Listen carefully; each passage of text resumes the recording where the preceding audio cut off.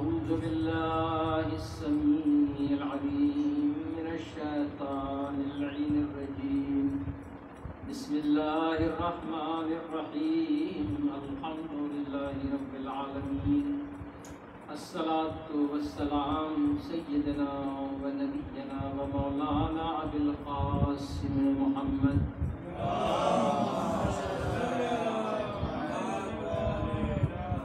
وآله أهل بيته الطيبين الطاهرين المعصومين المنتجبين المظلومين ولعنة الله على أعدائهم أجمعين من يومنا هذا إلى يوم الدين أما بعد فقد قال سبحانه تبارك وتعالى بسم الله الرحمن الرحيم ولقد أخذنا ميثاق بني إسرائيل لا تعبدون إلا الله وبالوالدين إحسانا وقولوا للناس حسنا وأقيموا الصلاة.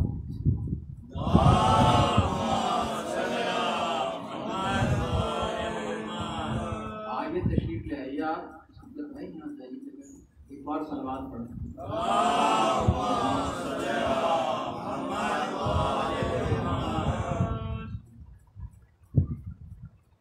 سورہ مبارک بقرہ کی آیت جس میں ارشاد ہو رہا ہے کہ ہم نے بنی اسرائیل سے یہ عہد لیا کہ لا تعبدون الا اللہ، کہ اللہ کے علاوہ کسی اور کی عبادت نہ کرنا.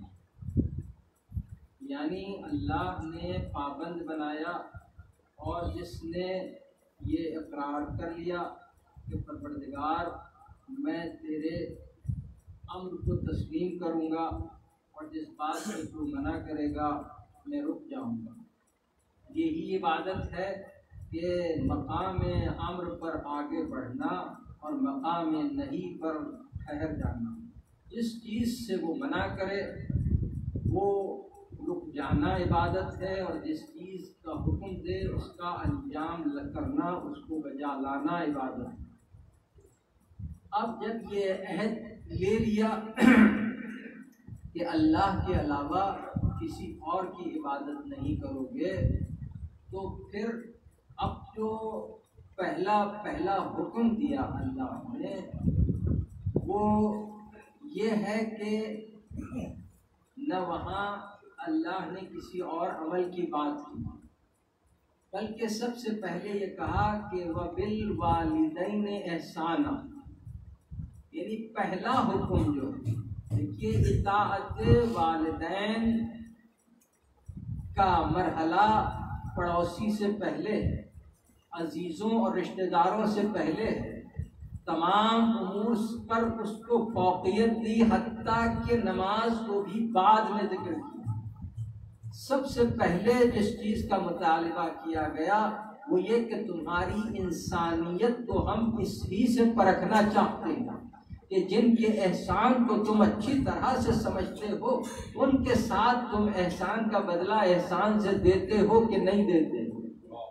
یعنی سب سے پہلے جس کی بات کی گئی وہ یہ تھی کہ ماں باپ کے ساتھ احسان، اور لفظ بھی ایسی رکھی گئی ہے قرآن مجید میں جگہ جگہ مخصوص کیا اللہ نے لفظ احسان کو ماں باپ کے ساتھ، اطاعت والدین کے ساتھ. کسی مقام پہ ارشاد ہوا وَقَضَىٰ رَبُّكَ أَلَّا تَعْبُدُوا إِلَّا إِيَّاهُ وَبِالْوَالِدَيْنِ إِحْسَانًا. یہ تمہارے رب کا فیصلہ ہے کہ اللہ کے علاوہ کسی اور کی عبادت نہ کرو اور اپنے ماں باپ کے ساتھ احسان کا معاملہ کرو. کسی مقام پہ فرمایا وَوَصَّيْنَا الْإِنسَانَ بِوَلِدَيْهِ إِحْسَانًا، کہ ہم نے انسان کو اس بات کی وصیت کی کہ اپنے ماں باپ کے ساتھ احسان کرے. تو سوال یہ پیدا ہوتا ہے کہ ہم نے ایک واقعہ سنا کہ ایک شخص امام جعفر صادق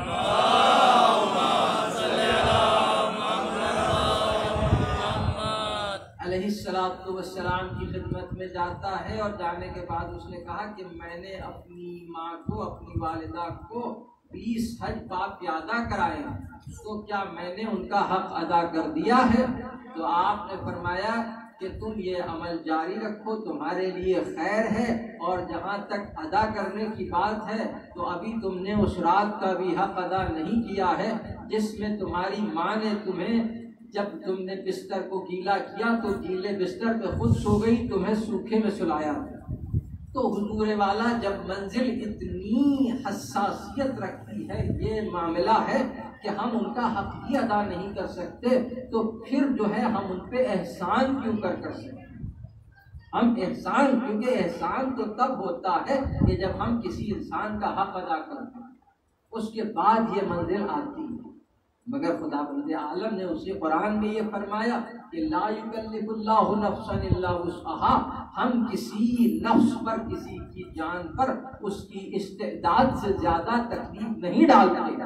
تو یعنی یہ انسان کے لیے ممکن ہے کہ وہ احسان کر سکتا ہے، تبھی اس نے حکم دیا کہ احسان کرو۔ تو احسان کی کیفیت کیا ہے اور حسن عمل کیا ہے؟ یعنی اطاعت بھی حسن عمل ہے، نیکی ہے، احسان بھی۔ اب اطاعت کرنے والے کو مطیع کہتے ہیں، احسان کرنے والے کو محسن کہتے ہیں۔ تو مطیع محتاج ہوتا ہے کہ حکم ملے تو عمل کرے۔ یعنی ماں باپ اگر کہیں، ہر بچہ اپنے ماں باپ کا مطیع و فرما بردار ہونا ہی چاہیے، تو اب مطیع اس کو کہتے ہیں کہ اس کو اطاعت کا حکم دے، ماں باپ کہیں کہ بھئی ہماری یہ خدمت کر دو، یہ کر دو، یہ کر دو، اس کے کہنے کے باوجود اگر کچھ کیا ہے تو وہ احسان نہیں ہے، وہ تو اطاعت ہے۔ احسان وہ ہے کہ بے طلب ہو، طلب نہ کی جائے، یعنی ضرورت کو انسان ان کی سمجھتے ہوئے خود سے کرے، اور یہ احسان ہے ہم پہ۔ آپ یہ دیکھیں اس آئے واقعی ہدایہ میں اگر آپ غور فرمائیں کہ سب سے پہلے اللہ نے والدین کی اطاعت کو سب سے اوپر رکھا، مقدم رکھا۔ دنیا کا کوئی بھی انسان ہو، کسی بھی مذہب سے تعلق رکھتا ہو یا کوئی مذہب نہ ہو، یعنی ماں باپ کی خدمت کا جذبہ تو سب میں ہوتا ہے۔ یہ تو نیچرل بات ہے کہ بھئی اپنے ماں باپ سے محبت، یہ فطرت کا تقاضا ہے۔ پھر یہ اللہ نے اس کو واجب کیوں کر دیا؟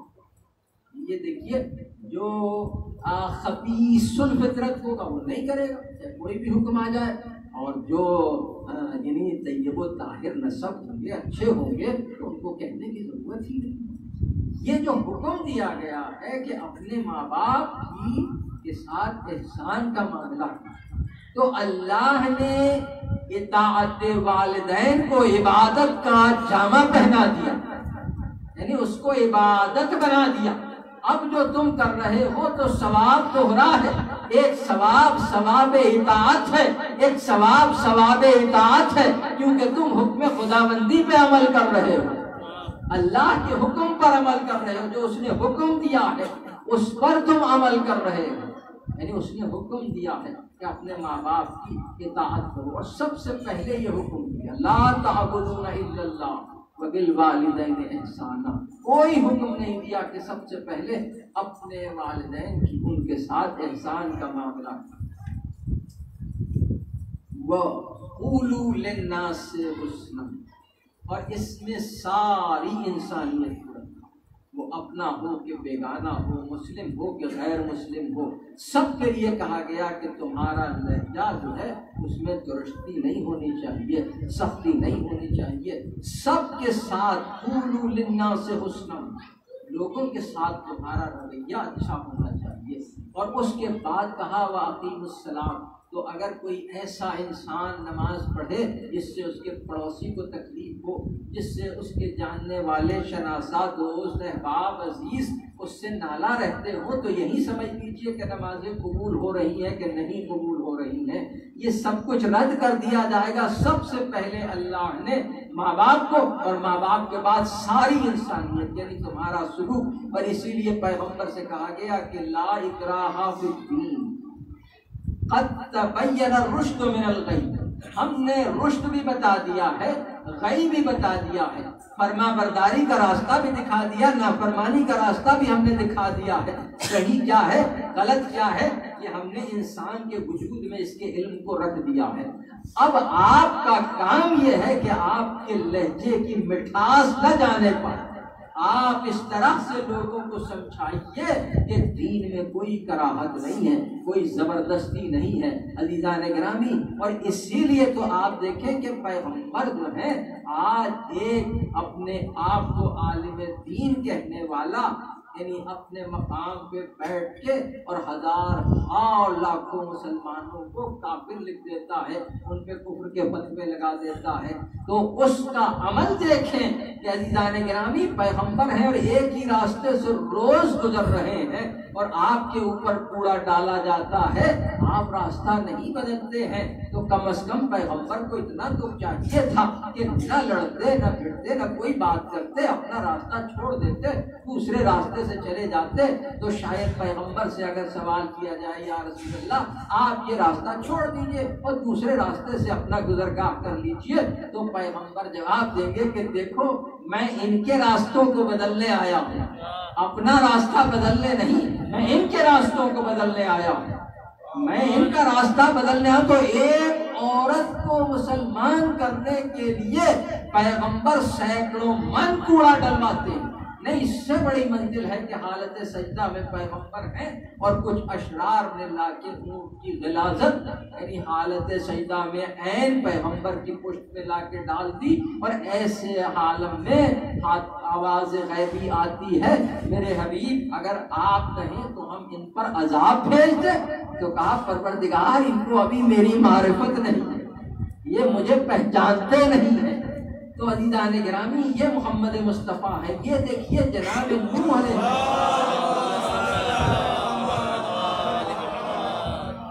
حضرت نوح علیہ السلام ہے، اور 900 برس کی تبلیغ کے نتیجے میں 80 آدمی مسلمان ہوئے، 80 آدمی۔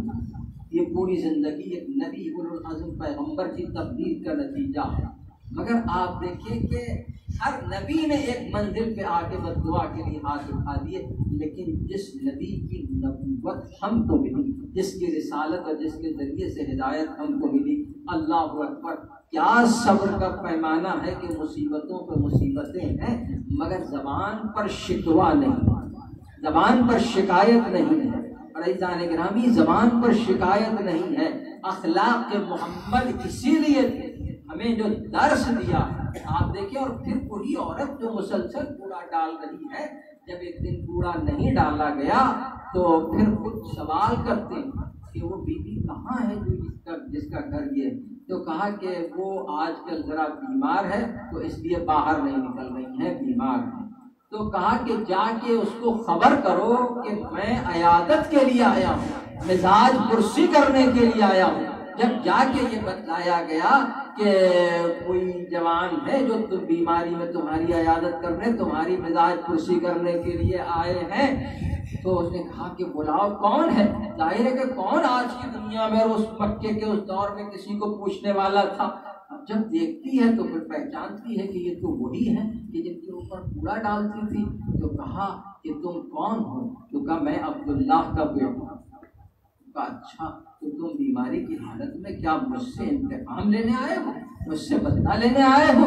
تو کہا نہیں، میں نے سنا کہ تم بیمار ہو تو میں تمہاری عیادت کے لیے آیا ہوں، تمہاری مزاج پرسی کے لیے آیا ہوں۔ تو کہا سبحان اللہ، تمہارے جیسے لوگ بھی اسی دنیا میں ہیں، تمہارے جیسے بھی، تم بڑے سیدھے ہو، تم بڑے نیک ہو، دیکھو میں تم کو ایک نصیحت کرتی ہوں اور میری نصیحت یاد رکھنا۔ کہاں بتائیے کیا نصیحت ہے؟ کہا تم بڑے سیدھے سادے ہو، یہاں شہر میں ایک جادوگر آیا ہوا ہے جس کا نام محمد ہے، جو لوگوں کو ان کے مذہب سے برگشتہ کر رہا ہے، ان کے خداؤں سے دور کر رہا ہے، دیکھو ذرا تم اس سے بچ کے رہنا، تم سیدھے سادے ہو، اس کی باتوں میں نہ آ جانا۔ پیغمبر صبر سے سنتے رہتے ہیں اور سننے کے بعد کہتے ہیں کہ عرض کروں کہ میں وہی محمد ہوں، میں وہی محمد ہوں۔ کہا اچھا،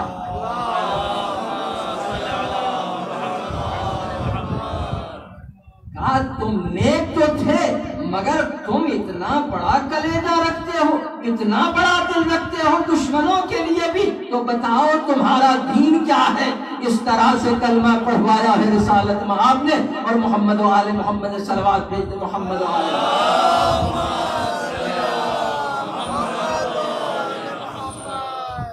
تو عزیزان گرامی، یعنی اس اسلام پیغمبر کے اخلاق سے پھیلا. اور پھر پلٹ کے چلتا ہوں اسی آیت کی طرف کہ لا تعبدون الا اللہ وبالوالدین احسانا. اور اب یہ منزل جو ہے کہ جب ان مرحلوں سے گزرنے کے بعد کہ انسان کا سلوک اپنے پڑوسیوں کے ساتھ، دنیا میں سب کے ساتھ اچھا سلوک، اور اللہ اکبر یہاں اچھے سلوک کے وہ نمونے ملیں گے جو نادر و نایاب زمانہ ہوتے ہیں.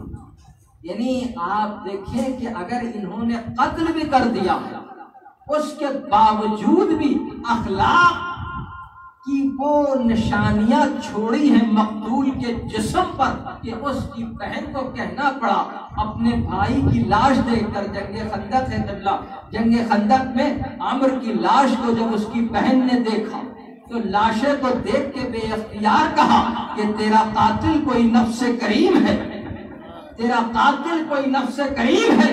تو لوگوں نے کہا کہ تو جو بھائی قتل ہو گیا، بھائی ایسا بھائی جو نامور تھا، مشہور تھا، اس کو قتل ہو گیا، تیرا بھائی قتل کر دیا، تیرے بھائی کو تو قاتل کی قصیدے پڑھ رہی ہے. تو کہا میں پہلی مرتبہ دیکھ رہی ہوں، عربوں میں یہ شعور نہیں پایا جاتا. نہ میرے بھائی کی تلوار لی، نہ ہاتھ سے انگشتری اتاری، نہ اس کی زرا لی، نہ اس کا لباس لوٹا، بلکہ ایک چادر سے اس کے جسم کو چھپا دیا. یہ تو کوئی نفس کریم ہی کر سکتا ہے. بھائی میدان میں آئے ہیں تو مقابلہ ہوگا. تو کہا مگر اس نے مردانہ وار مقابلہ کیا ہے، اس نے کوئی ایسی حرکت نہیں کی ہے. تو میں مجبور ہوں اور کچھ اشعار بھی پڑھے فی الودی اسی مقام پر. اور یہ دیکھ کے کچھ لوگوں نے بے چین ہو کے کہا تو جانتی ہے کہ وہ کون ہے؟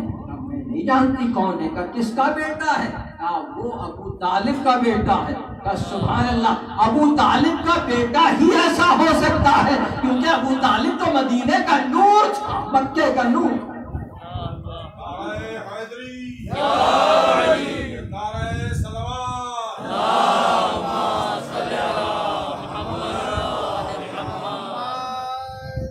سرکار ابو طالب علیہ السلام، اللہ اکبر کیا مرتبہ تھا. یہ اسلام کی حمایت کی وجہ سے یہ وقت آیا کہ لوگوں نے آپ کا بائیکاٹ کر دیا، شہر چھوڑنا پڑا، غار میں زندگی کے آخری ایام 3 سال تک گزارنے پڑے. دیکھیے یہ سرکار ابو طالب ہیں جنہوں نے اپنے بچوں کو قید خانے میں کیسے رہا جاتا ہے یہ بھی ابو طالب نے سکھایا.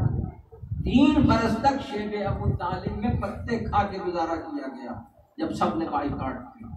اور میں اس کو مسلسل پڑھا کرتا ہوں کہ اسی غار کے اندر اپنے بیٹوں میں سے پیغمبر کی جگہ پر کبھی جناب جعفر کو، کبھی جناب عقیل کو، کبھی مولا کائنات کو سلایا کرتے تھے. وجہ یہ تھی کہ اگر دشمن حملہ کرے تو میری اولاد کام آ جائے اور پیغمبر بچے. اور اب آپ یہ دیکھیں کہ عرب کے وہ لوگ جو اس قدر شناسی ان کی اعلیٰ منزل پر تھی کہ اگر چادر کے باہر 2 پیر باہر نکل آئیں تو دیکھ کے بتا دیتے تھے یہ باپ کے پاؤں ہیں، یہ بیٹوں کے پاؤں ہیں. تو کس طرح سے پیغمبر سلایا کرتے تھے کہ کسی کو پتہ نہ چلے کہ پیغمبر سو رہے ہیں کہ کوئی اور سو رہا، یہ بھی پتہ نہ چلے. اس طرح سے سلاتے تھے کہ جیسے راستہ حق کی حمایت کا نکالا تو نے، کر دیا جادہ ہستی میں اجالا تو نے. یوں تو افراد تھی اسلام میں غداروں کی اور تو نے ایک نسل بنائی تھی فداکاروں کی. اور تیری اولاد کا ہر فرد علمدار ہوا، کوئی حیدر تو کوئی جعفر تیار ہوا. اور یہ ہجرت کی رات میں چادر اوڑھ کے سو جانا. پیغمبر نے پوچھا یا علی آج آپ ہمارے بستر پہ سو جائیے، تو پلٹ کے کہا میرے سونے سے تو آپ کی جان بچ جائے گی. تو بے اختیار سو گئے. بھئی بہت کمالات علی ابن ابی طالب کے جن کا شمار ممکن نہیں ہے، مگر یہ کمال اپنا نہیں ہے، یہ بابے کا سکھایا ہوا، یہ بابا کا سکھایا ہوا ہے. کیونکہ وہ رات کو شیب ابو طالب میں لٹایا کرتے تھے.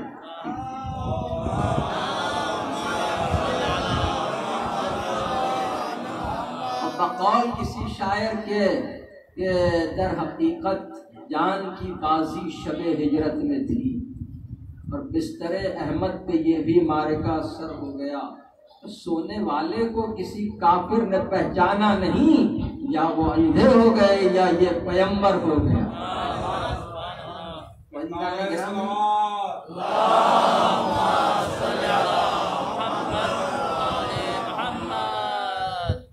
تو اطاعت والدین عنوان کی آیت فکر کہ اللہ نے اس کو تمام امور پر مقدم کیا، تمام امور پر فوقیت عطا کی، کا سب کچھ بعد میں، روزہ بعد میں ہے، نماز بعد میں ہے، حج بعد میں ہے، کیونکہ اس لائق تو یہی بنائیں گے 15 برس کی تربیت میں کہ تاکہ کوئی اور چیز کے لائق بن سکے۔ ان کی تربیت میں رکھا، ماں باپ کیسی تربیت دیتے ہیں عزیزان گرامی، تب وہ اس لائق ہوگا۔ تو سب سے مقدم ہے اطاعت والدین ماں باپ کے ساتھ، اور لفظ احسان کو ماں باپ کے ساتھ اللہ نے مخصوص و محدود کر دیا۔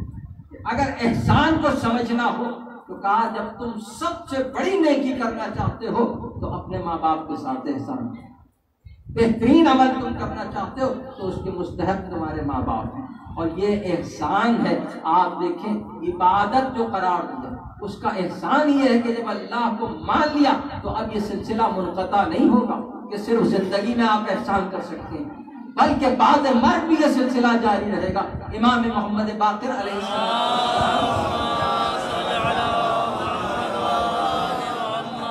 ارشاد فرماتے ہیں کہ بہت سی وہ اولادیں جو ماں باپ کی زندگی میں ان کی فرما بردار تھیں، مگر بعد میں ان کے دنیا سے چلے جانے کے بعد انہوں نے ان کے لیے ایصال ثواب کے سلسلے کو ختم کر دیا، ان کے لیے کچھ نہیں کیا۔ تو اللہ اب حالانکہ وہ زندگی بھر ماں باپ کے فرما بردار تھے، مگر اللہ ان کا شمار عاق شدہ اولادوں میں کرے گا جو بعد مرگ ان کو بھلا دیں۔ اور کہا کہ بہت سی وہ اولادیں، دیکھیے یہ کرم نہیں ہے تو کیا ہے، کہ جنہوں نے زندگی بھر ماں باپ کی نافرمانی کی، یہاں تک کہ ماں باپ دنیا سے گزر گئے، لیکن اگر بعد میں ان کے ساتھ نیک عمل کرتا ہے، ایصال ثواب کرتا ہے، تو اللہ اس کو فرما برداروں میں شمار کرے۔ یہ ہے اللہ کو مان کر نیک عمل کرنے کا نتیجہ، کہ پھر تمہارا عمل رائے گا نہیں ہوگا اگر تم نے اسے عبادت سمجھ کے کیا ہے، ثواب دوہرا ہو جائے گا، ایک خدمت کا ثواب ملے گا، دوسرا عبادت کا ثواب۔ تو عزیزان گرامی یہاں تک کہا گیا ہے کہ ماں باپ اگر موجود نہ ہوں تو سب کو کہا کہ تمہاری دعا قبول نہ ہو تو اپنے ماں باپ سے دعا کرائیں، ماں باپ نہ ہوں تو ان کی قبروں پہ جا کے دعا کی، قبروں پہ جا کے دعا کرنے کا حکم دیا۔ اور خصوصاً اس میں بھی جو ہے بات آ گئی ہے تو عرض کر دوں کہ ماں باپ میں بھی والدہ کا جو مقام ہے، کیونکہ دیکھیے جس کی قربانیاں زیادہ ہیں، جس کی تکلیفیں زیادہ ہیں، اس کا درجہ بھی زیادہ ہے۔ اور یہ کہا گیا کہ والدہ کے بعد اگر والدہ دنیا سے گزر جائیں تو یہ نہیں کہ دنیا میں پھر کوئی سلسلہ نہیں ہے، بلکہ ان کے عزیز، اور عزیزوں میں بھی سب سے زیادہ جو والدہ کے بعد درجہ دیا گیا وہ خالہ کا مقام ہے، کہ خالہ کے ساتھ پھر یہ سلوک کرو جو اپنی والدہ کے ساتھ ہے، یہ مقام سب سے بڑا والدہ کے بعد جو ہے وہ تمام عورتوں میں کہ آپ ان کے ساتھ۔ حالانکہ بہرحال امام رضا علیہ السلام کا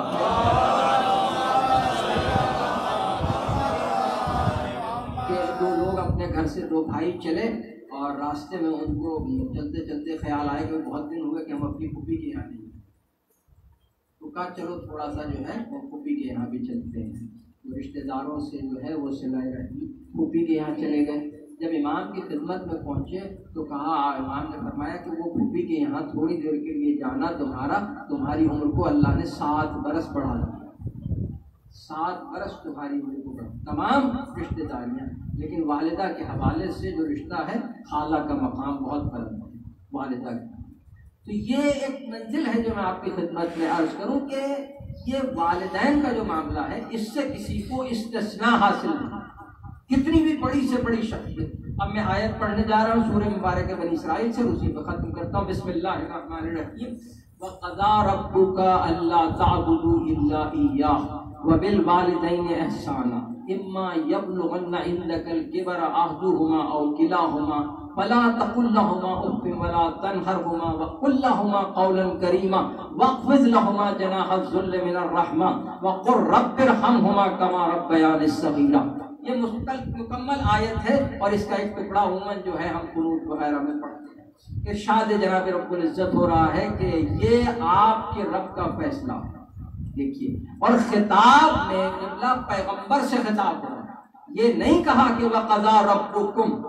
اگر کم کی ضمیر آئے گی تو اس کا مطلب ہوگا تمہارے رب کا فیصلہ. لیکن یہاں کہا گیا وَقَضَىٰ رَبُّكَ، میرے حبیب یہ آپ کے رب کا فیصلہ. اور کیا فیصلہ؟ اللہ تعبدوا الا اياه، کہ آپ کسی کی سوائے اللہ کے کسی اور کی عبادت نہیں کریں. وَبِالْوَالِدَيْنِ إِحْسَانًا، اور اپنے وہی الفاظ جو عام لوگوں کے لیے تھے وہی میں نے کہا کہ استثناء کسی کو حاصل نہیں. وَبِالْوَالِدَيْنِ إِحْسَانًا، اور اپنے ماں باپ کے ساتھ احسان کا معاملہ کیجیے. تو جب ان آیات شریفہ کا نزول ہوا تو اس وقت نہ جناب آمنہ ہے نہ حضرت عبداللہ ہے. تو پیغمبر کو کہنا چاہیے تھا پروردگار میرے ماں باپ تو دنیا میں ہے ہی نہیں، میں کس کے ساتھ احسان کا معاملہ کروں. تو یعنی اب پیغمبر کا منع نہ کرنا اس بات کی دلیل ہے کہ اللہ اور پیغمبر دونوں جانتے ہیں کہ یہ ماں باپ کون ہیں، کس کے لیے بات ہو رہی. وَبِالْوَالِدَيْنِ إِحْسَانًا، اپنے ماں باپ کے ساتھ دونوں کے لیے بات، والدین کے ساتھ والدین احسان. اما یبلغن عندک الکبر احدہما او کلاہما. اور دیکھو جب یہ تمہارے موجودگی میں تمہاری زندگی میں کبر سنی کو پہنچ جائیں، بڑھاپے کو پہنچ جائیں، ضعیف ہو جائیں، فلا تقل لہما اف، تو خبر فلا تقل لہما اف، ان کے سامنے اف بھی نہ کرنا. اب اگر کوئی بے احمق یہ پوچھے کہ کیا ماں باپ کو مارنا گناہ ہے، کیا ان کو سخت بولنا بری بات ہے، اللہ کہہ رہا اف نہیں کرنا ہے.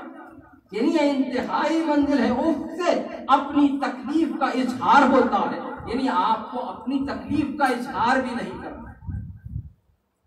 فلا تقل لہما، اور واخفض لہما جناح الذل من الرحمہ، اور ادب سے ان کے سامنے آپ اپنے شانوں کو جھکائے رکھیں.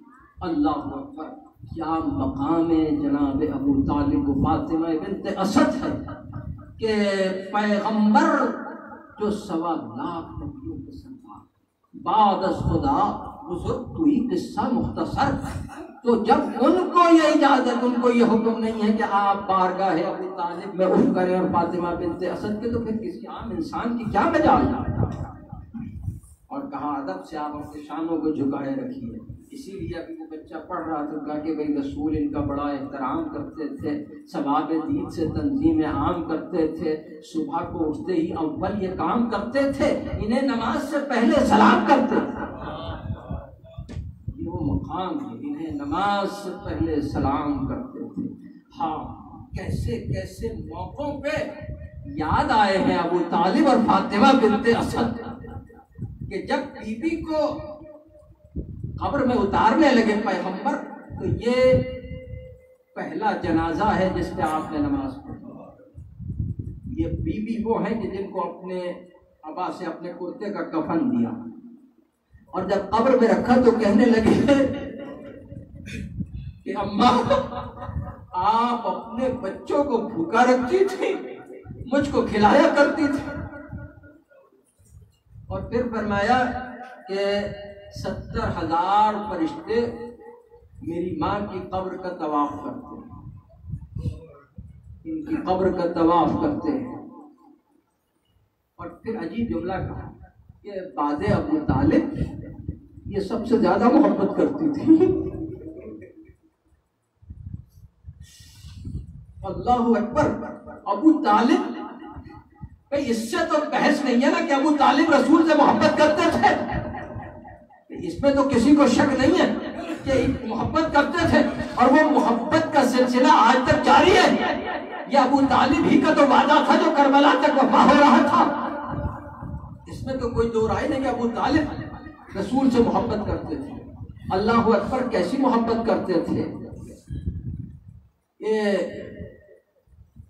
خندق یا بدر یا احد کا میدان ہے، اور آپ دیکھیں کہ ایک موقع پہ جناب ابو طالب کی کہی ہوئی بات، اور آپ کے چچا داد بھائی جناب عبیدہ ابن حارث اکھڑتی ہوئی سانسوں میں کہتے ہیں کہ کاش آج ابو طالب ہوتے، کاش آج ابو طالب ہوتے۔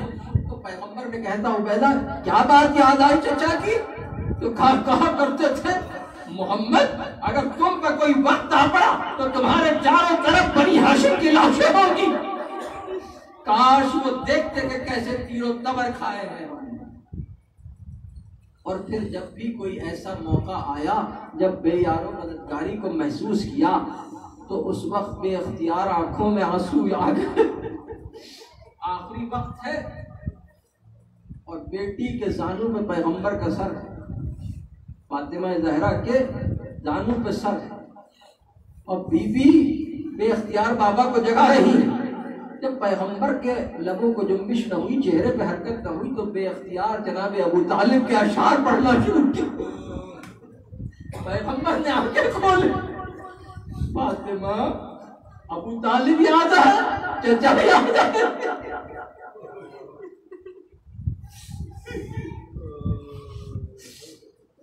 اللہ اکبر۔ ایک بیوی ایک مومنہ کی اصال ثواب کی مجلس ہے۔ ہاں یہ عزاداری انہی ماؤں کے توسل سے چل کے ہم تک آئی ہے۔ انہوں نے گودیوں میں ماتم کرنا سکھایا ہے، کیوں نہ ان کے لیے مجلس برپا ہو، کیوں نہ ان کو یاد کر کے اشک بہایا جائے، فرش عزائے حسین بچھایا جائے۔ خداوند عالم سلامت رکھے ان ماؤں کو جن کی گودیوں میں عزادار پل رہے ہیں۔ پروردگارہ درجات عالی کرے ان ماؤں کی جو دنیا سے رخصت ہو گئی ہیں، ان کو بی بی زینب کبریٰ سلام اللہ علیہا کے جوار و دیار میں جگہ مرحمت فرما۔ پروردگارہ جہاں بھی مومنین دفن ہیں ان کو آل محمد کے جوار میں منتقل فرما۔ پروردگارہ چند جملے ہیں، آپ دیکھیں کہ ایام عزا ختم ہو رہے ہیں، ایک روایت اور بس مجلس کو تمام کر دوں۔ دیکھیے مجلس جب مجلس برپا ہوتی ہے تو ایک بیوی مدینے سے چلتی ہے، آتی ہے کہاں؟ شام میں آتی ہے۔ شام میں آنے کے بعد کہتی ہے زینب بیٹا چلو، تمہارے غریب مظلوم بھائی کا فرش عزا بچھایا گیا۔ یہ آخری مجلسیں ہیں، یہ تو سال بھر ہوگا مگر ایام عزا میں رونے کا موسم ہوتا ہے۔ زینب چلو تمہارے بھائی کا فرش عزا بچھا ہے۔ چلتی ہیں تو جناب زینب کہتی ہے اماں بھائی کا فرش عزا بچھائے، چلو سکینہ کو لے کے چلتے۔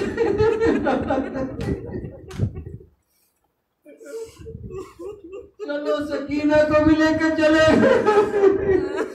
شام کے اندھیرے قید خانے میں دونوں بیوی آتی ہیں،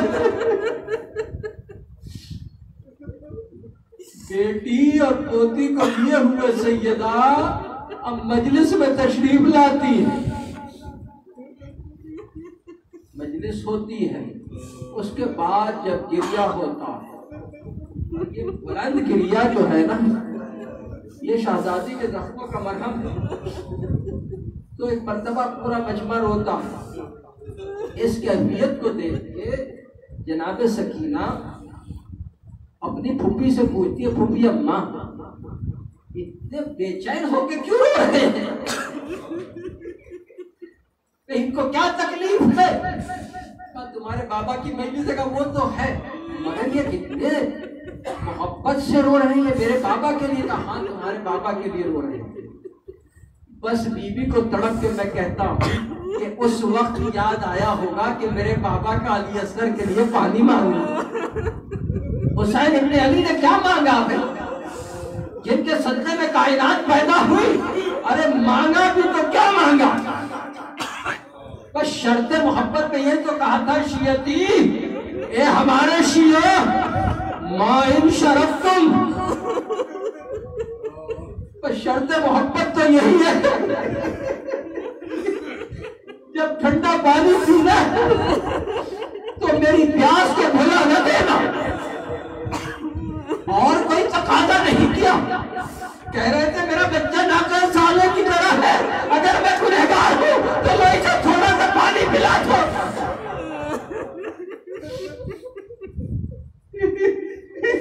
آخری وقت میں بھی سید سجاد مدینے لوٹ کے جانا تو شیعوں کو ہمارا سلام اور کہنا میں نے اپنے آخر بڑی شدت سے یاد کیا جب علی اصغر کے لیے پانی مانگا. مجنون کربلا نہیں ہر امام سید خانوں میں رویا. آخری جملہ ختم کر رہا ہوں. امام رضا ہے اور مجلس ہو رہی ہے. دیوبند قضائی مرثیہ پڑھنے کے لیے موجود ہے. امام کہتے ہیں بسم اللہ دیوبند میرے جد کا مرثیہ پڑھو, میرے مظلوم جد کے مسائل بیان کرو.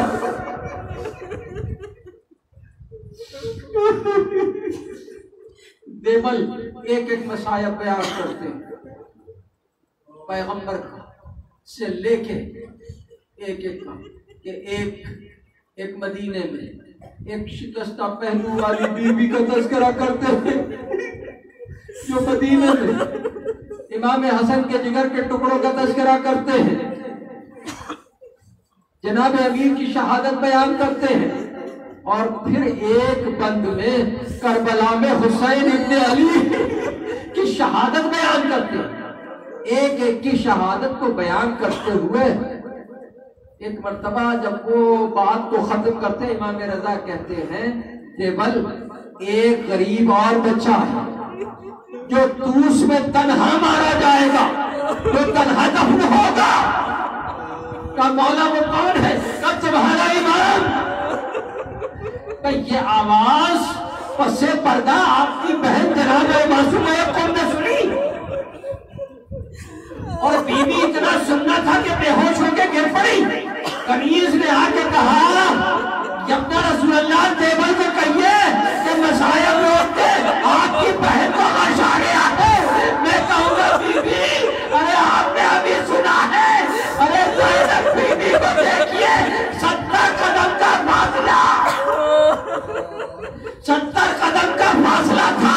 اب بی بی نے نانا کے روزے میں آ کے کہا تھا نانا میں نے شمر کے سامنے اپنی جھولی پھیلا کے بھیا کی زندگی کی بھی نانا میں دیکھتی رہی میرے سامنے حسین کا سر گنا.